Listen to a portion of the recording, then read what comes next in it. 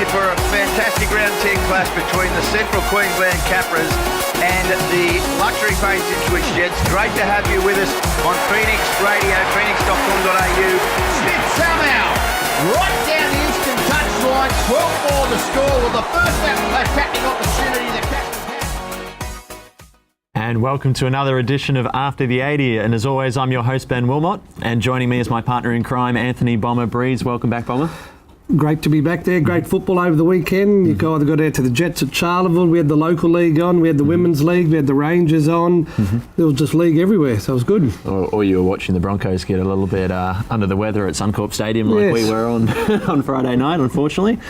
Well, joining us on the panel this week is Goodna co-coach Alistair Taua'a. Nice to have you on board, Alistair. Thank you very much for having me, Ben. And we're feeling a little bit dwarfed on the panel today because we've also got Jets second rower Lachlan Roe joining us, fresh from a stint with the Queensland Rangers. Yeah, there you go, Ben. Thanks for coming on board, Lachlan. So, we're the two miniature men of the panel today, Bomber, unfortunately. Yes. Excellent. Well, first off, there was a lot of weekend action on the weekend. We've got all the action from the Legends of League game played at North Ipswich Reserve, and we'll also be discussing the interstate round and the action from the IRL and the QRL. To get underway, we'll be taking a look at the first game of round 14 of the IRL with a close win to the Swifts Bluebirds, 32-28 over the Norths Tigers. And Lachlan, that was unfortunately a loss for your junior club there, the Tigers, but I'm sure you're confident that the boys can bounce back after this? Yeah, absolutely. Always got faith in North, so let's see how they go. They've been having a bit of a rough time under Anthony O'Brien this year. He'd been loving to make the finals, and they're still in the hunt for it. So I'm sure they'll be looking forward to trying to bounce back this weekend after a tough loss against the Swiss Bluebirds. Yeah, absolutely. Got a lot of mates in that team, and they're always out for a good dig. So let's see how they go. Excellent. Well, we've also had a tough game with the Brothers in West End as well. Brothers still keeping their role on at home as well in Brothers Serie Oval. Really benefiting off having quite a few home games in a row now. Yeah, well, obviously the home games is a big thing there. You have your home crowd there. The noise is a little bit louder towards you there. The players seem to feed off that. The players that do obviously hear the crowd there, and obviously Brothers, they've begun to roll and they've just continued. So, and with North this weekend as well, they'll be looking dangerous again. Yeah, well, that's right. Norths need a win too, so obviously every game now for the next 3 weeks is a crucial game for all 6 clubs in the IRL competition. So. And a grand final rematch as well, so there'll be plenty of feeling in that game. Yeah, exactly. Well, also the third game of the round as well, luckily we've got Alistair on board to talk about it, is Goodna getting a great win over the second place Fassifern, actually knocking them out of second place as well with now we've got we don't have Swifts. Swifts in second? No, Brothers in second, sorry. Had a mental break there. But it was a tough contest up until about half time, and then the Eagles just seemed to get a bit of a roll on in the second half and put some points on the board. Yeah, well, Fassifern, like I've spoken about before, they're definitely probably the most dangerous attacking side in the competition. We knew what we had to manage, with obviously Ray being out, we only had Harold to manage out there. I'm not saying that they're just a one-man team, but just made things a little bit easier for us things to look out for in the game. But they definitely put up a tough matchup in their first 40 minutes. But once we got into our groove, we kind of settled and we brought it home. We were saying before we came on air as well, just how many players that you'd gone through in the team this season. Good time to be getting all the troops back in time for the finals? Most definitely. Close to 40 players is a lot of manpower to use during one season, but we've got really, really good depth at the club this year, so and we're not afraid to use it. Corey Kirk coming back that week as well. He was supposed to be coming back next week, but he was just too desperate to put the boots back on. Yeah, I think he was a bit worried about his point scoring tally there, so he came back and strapped on the boots and decided to kick a few goals for us. It's always handy having him on the field. He's a very, very level-headed sort of bloke, and Devon can play football as well. Excellent. Well, the win changes up the IRL ladder board as well at the moment with Goodna putting two hands on the minor premiership as well. They're now too far out ahead for Brothers to catch them with 3 rounds to go. Brothers putting themselves in prime spot for a coast through the first week of the finals as well. Avoid that knockout stages. Fassifern and Swifts facing the battle for 3rd and 4th, and Norths and West End both still just on the cusp there, and both with a chance to make the top 4 as well. Yeah, well, we can obviously, as you can see there, Goodna are right now. They're in first position there. The battles now begin for 2, 3 and 4. Brothers look like they've got probably a bit of a stranglehold on second there, so it's mainly 3rd and 4th position there. So the West End, the Norths and the Swifts just have to keep winning. As soon as they get a loss or two, I think that's nearly Mad Monday time for some of them clubs. So.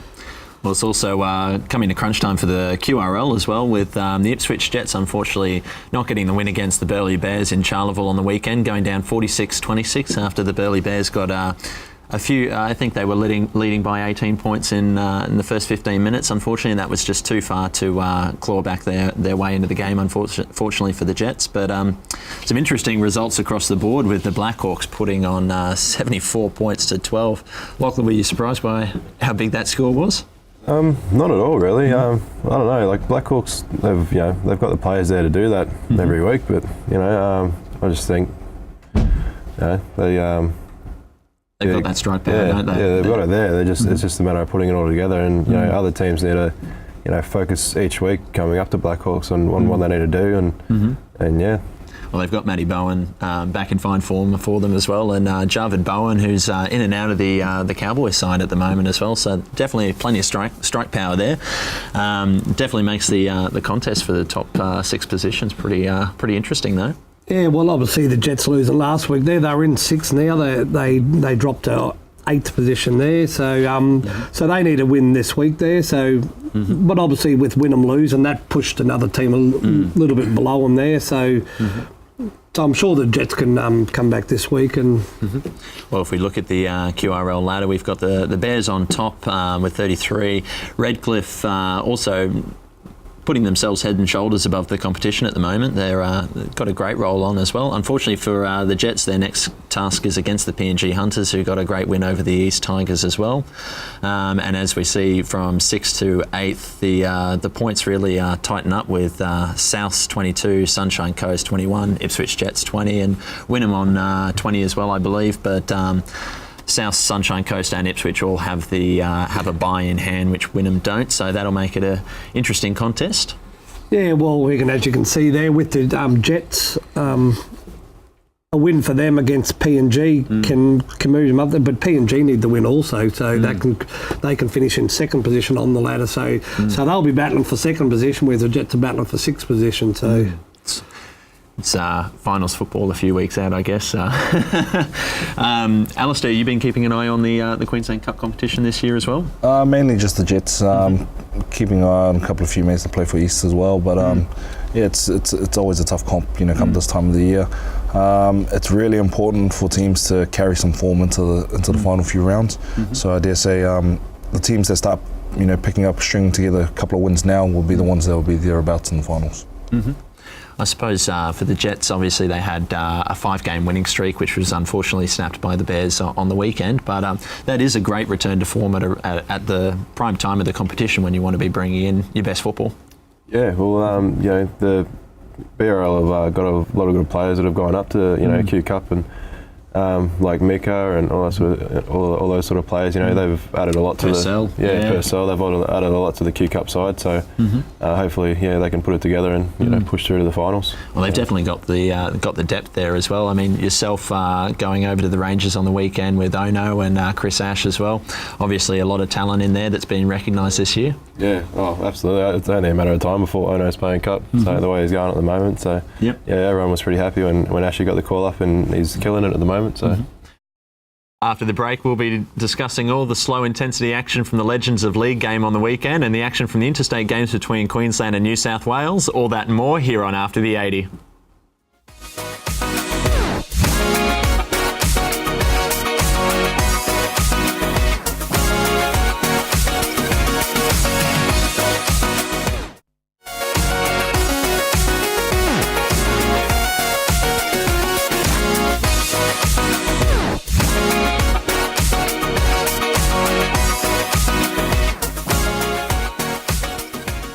Welcome back to After the 80, and over the weekend, North Ipswich Reserve hosted the Legends of League game, showcasing all ex-Origin stars in an exhibition game. The masses packed in for a full day of rugby league action, and Bomber, you were there. How was the vibe around the field? No, it was a good day there. We had about 6 games beforehand. The crowd started rolling in after midday, but around 5 o'clock there, the crowd really picked up. I think the organisers were very happy with the whole day. The fans are there, a lot of kids there, so that was the main thing, to bring the kids along to see all their ex-champions. So. With all those IRL games, it was good to see everyone sticking around after their own games to watch the exhibition match. It was a pretty late one at 7:30, but I think there was between 3,000 and 4,000 people down at the grounds. Yeah, and I think they were very happy with the turn up there, and to get to watch some of these champion players do their stuff. Everyone will remember Big Hopper. Yep, he might not have the same leg speed as he used to, but he's still got a pretty decent frame on him and a fair bit of character. Yeah, no, I reckon he was probably one of the big highlights there. The kids liked getting photos with him and autographs with him. So he was the highlight probably on the New South Wales side, and probably Petro for the Queenslanders here. I heard he got a bit mobbed after the game. Yeah, well, after the game we were trying to get an interview with him there, but there was just hundreds of kids around him, so it took us a fair while, but we finally got there.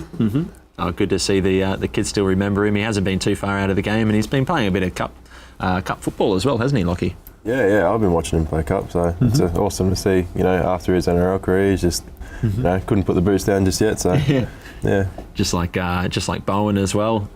Some guys just can't get out of the game. I think Chris Walker, we've got a few highlights of him as well. Yeah, this is him here, so diving over for a try. So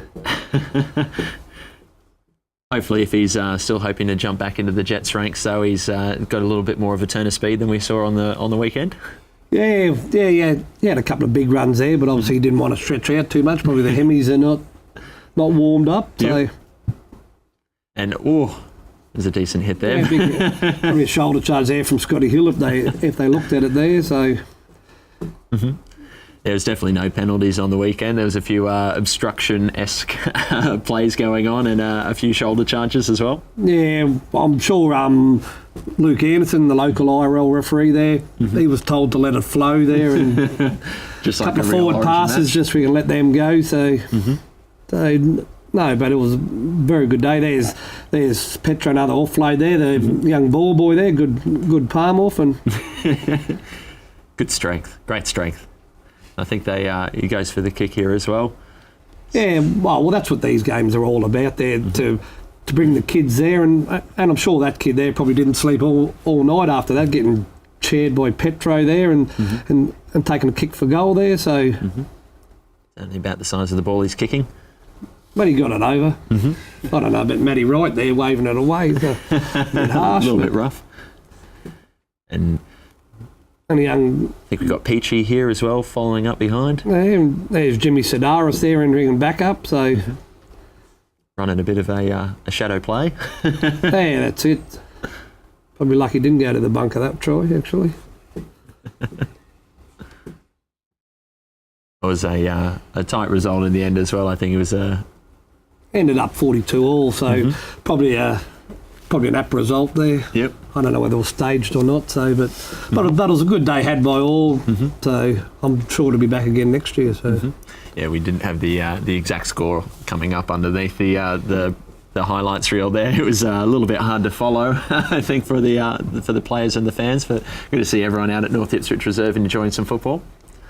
And as well as the Legends of League game, we had another couple of big exhibition matches on the weekend, with Queensland and New South Wales going head to head in two interstate games between the men's and the women's teams. And lucky enough, we've got Lockie on the panel today, who is one of the players with the Queensland Rangers, and you joined Chris Ash and Ono on the field as well. It was good to see the Ipswich contingent getting a run. Yeah, no, it definitely felt like that on the field. Didn't feel like a whole new team, Having Ashley and Ono there really helped me out, and just felt like another game at Jets, really. So it was a little bit more of a low-scoring game compared to the Legends of League. It was 11-4 win to Queensland. Yeah, it was really, really tight. It was just classic, state of origin kind of footy, just grinding. It was mainly defense the whole game. we just had sets on each other's lines, and we were just lucky enough to get the points. So. I know there were some fans that were disappointed with State of Origin Game 1. Wasn't a high-scoring affair, but for a rugby league player himself, I mean, that's a sign of a good game, isn't it? Yeah, exactly. The low scoring means good defence and all that sort of stuff. So yeah, it was just it was really crisp and a lot more professional than I'm used to. So it was really good experience. And obviously for Ashy, he goes back into the Intrust Super Cup side with a bit more confidence after captaining the Rangers to a win, and yourself going on holidays over to America, unfortunately, so you won't be joining the BRL boys just yet. But also some good news out of the result for Ono. Yeah, I know. We just got told last night at training that he got selected in the Samoan team for a test coming up. So fantastic. Yeah. Yep. Good to see him being recognised. He's definitely a strike weapon, isn't he? Yeah, absolutely. I don't know where we'd be without him. So. I know we had Lee Addison on the program earlier in the season, and he said that the defence, when they see him get the ball, they just say, "Oh no," because he's so hard to lock down. But also in the interstate games, we had the women's Queensland side taking on New South Wales, and unfortunately it was a win for New South Wales. Bomber, your first one this year. Yeah, other than the junior grades this year, it was 16 years, I think, that Queensland have held this Nellie O'Doherty Shield there. So they play a one-off game, but Queensland just always stand up for it. They've always had the great talent by Karen Murphy and all that there. But this year, unfortunately, fortunately for me there, the Blues got a victory there. It was one try all, so ended up 8-4. So very tight fair. If you watch the game on Foxtel there were some big hits in there, a couple of high shots and that. But we got the Brittany Brayley and Ali Brigginshaw from Ipswich involved as well. I think Brigginshaw was the only try scorer for Queensland on the day. Yeah, she scored a good try right near the end of the game there. She was always dangerous throughout the game. But good to see her back from injury though. Yeah, but like you said earlier there, it was a low scoring game. The defence was the winner on the day there. Both teams had great attack, but defence was really good.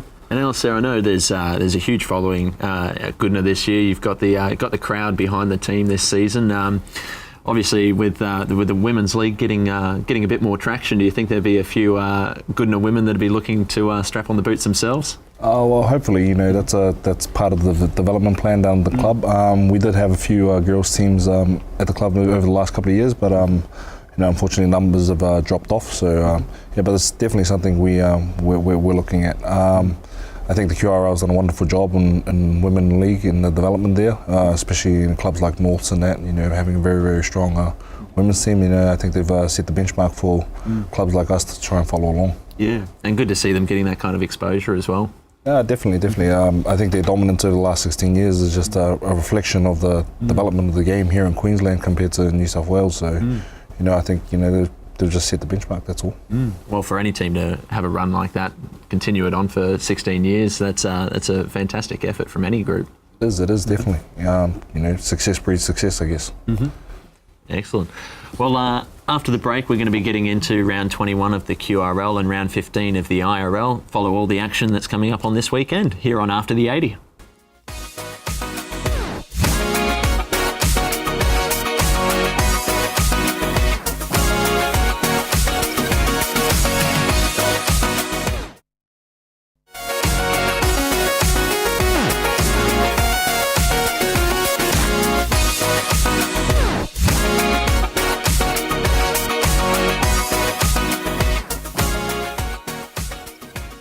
Welcome back to After the 80, and this weekend is do or die for the Ipswich Jets in round 21 of the QRL when they take on the PNG Hunters in PNG. And Lachlan, I understand this is the first time Namani's actually going to be allowed to go over to PNG, because in the past he's risked not being able to come back into the country afterwards. Yeah, no, from what I understand, he's pretty excited, he's keen as to go back and play in front of his home crowd, so yeah.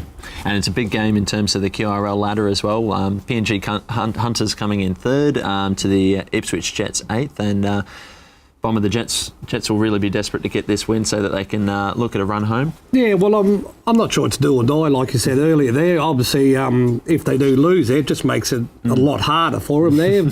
But obviously, PNG a lot to play for. They want to finish in second position rather than third, and obviously the Jets want to make the six. Otherwise, there's no final football for them. So it is a very important game. Probably out of all them games, that probably holds the most significance there, other than the South game, which can move.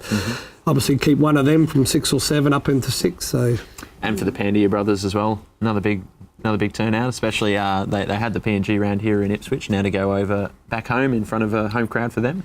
Yeah, well, I don't know whether they've got a home crowd there. When they played here, there seemed to be a lot of relatives and brothers and uncles and that here. So I don't know whether they've got more fans over in PNG or here in the southeast Queensland. So. Now we've got a couple of big rounds in the IRL this week as well, with a couple of memorial trophies for 2 games of the weekend, both on Saturday nights as well. So we've got the first one here with the Matthew Dennis Trophy between Norse and Brothers. And Lockie, that's one you've been part of before. Yeah, I recall playing in that. So yeah, it's always a really passionate game. Both teams have a lot to play for. So. That'll be plenty of passion on the weekend at Brothers. That one will be at Brothers Serie Oval, and we've also got the Goodna and West End game. But with the Camera O'Brien Trophy as well. And Alistair, that's a trophy that means a fair bit to both clubs. Yes, it does. Camo was obviously a big part of West End as a player. He was also a very big part of Goodna as a part of our coaching staff for a few years there. It's just a way we can remember him. Sadly, passed on earlier this year. So we just want to, show his family, recognise what he's done for both clubs, and hopefully carry this on for a couple of years. Obviously, for the Brothers Trophy, that's a big one for them to be hosting at home. For West End and Goodna, both have a fair bit of memories and a fair bit to play for on the weekend. Is it? Do you expect both teams, I guess, are going to lift to the occasion? Well, yeah, definitely. In terms of just speaking football, West End really want to start. If they're going to start making a run, it's going to be this week. With us sitting in first, they'll probably have the mentality they don't have anything to lose. Whereas for us, it's really important for us to build some form heading into finals. So, for us, and it's also our last home game. On top of that, it doubles as our Indigenous appreciation round for the club. It's the first time the club's ever done anything like that. So there's definitely a lot to play for at the club this weekend. Understand you'll be running out some special jerseys for that Indigenous appreciation round as well? Yes, Corey Kirk, as part of our leadership groups, designed a specific jersey for this game. All jerseys will be auctioned off after the game, so have a bit of a party and whatnot back at the club, and hopefully we'll celebrate bringing this bad boy home as well. Is it good to have that kind of extra motivation, considering last week's win kind of has handed you the minor premiership? It puts you out of reach of the second place Brothers and Fassifern. Is it good that you've got these kind of motivations to keep the focus on the run home? It does. It really does help. It's even more so that this round or this home game was specifically driven by our leadership group guys like Ramon Filipine, Zach Lemberg, Corey Kirk. This was their brainchild for the Indigenous appreciation round. It just happened to double as the Camera Shield as well. So it's because it's being driven by them, it means a lot more to them. So they've got more on the line than any of us will ever have. So yeah, it'll be a big weekend down at the club. And the third game of the round as well. It might not be a memorial game, but it's no less important for the two teams playing. It'll be Swifts and Fassifern, fourth and third. Both Fassifern have dropped a couple of games in a row now, and they are risking dropping into reach of Swifts as well with this win. Yeah, well, we can like you said, they were in second all year, and now they've dropped to third there. And with the win by Swifts this week, actually, I think puts Swifts up into third, so and it'll drop them down to fourth. So if North or West End can spring upsets in either of these memorial games, it obviously keeps them back into the finals equation. So yep. And what about Fassifern in terms of trying to bounce back? Obviously, losing Ray, they've had a couple of losses after that. What's the focus for them to try and get back into the winner's circle? Oh, well, obviously, without Ray, as we said earlier, he's probably the most dangerous player in the league there. He's probably the fastest player. Soon he gets into a gap, nobody's caught him this year there. So they've lost a little bit out wide there, but they've got Scotty Island there still, and they've got Harold Mosby there and Burnett on the wing there and Ranger at 5'8". So they've still got a lot of strike power there. They are holding teams, obviously the 80-minute thing, which is what happens to the teams down the bottom. West End are a prime example. If they could play for 80 minutes, they'll go all right. They played for 80 minutes and actually beat Goodna, so the last team to actually beat Goodna. So it's an 80-minute game, unfortunately. Yep. So, well, definitely some big action if you're getting out to watch some rugby league this weekend. Don't forget to check on the IRL page to find out any game times.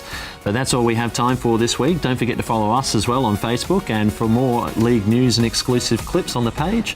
Thanks for Lachlan, Alistair and Bomber for joining me on the panel this week. I'm Ben Wilmott, and see you next week on After the 80.